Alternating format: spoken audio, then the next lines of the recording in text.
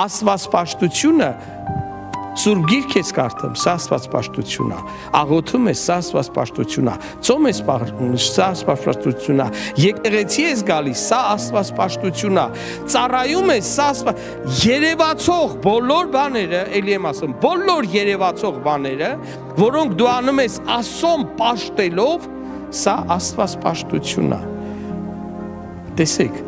եթե մարդու սրտի մեջ սրբություն չկա, աստվածպաշտությունը չի գնահատվում։ Ասում է աստվածպաշտության կերպարանք ունի, բայց զորությունը ուրացած է։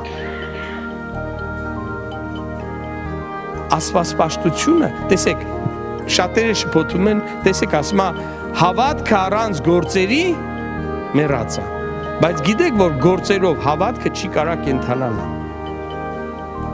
Որ մարդը կենթանի է, ասենք հիվանդ է, վատ վիճակում է, ասում են պետքա ման գաս, ասում են պետքա շարժումներ անես, բան, ու դա իրան մի քիչ կենթանացնում է։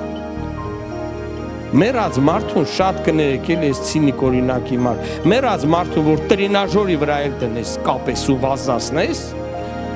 չի կենթանանա։ Ուզում ես մարզանքներ արա, ինչ ուզում ես արա, գործերով հավատքը չի կենթանանա։ Բայց կենթանի հավատքը չի կարա չունենա գործեր։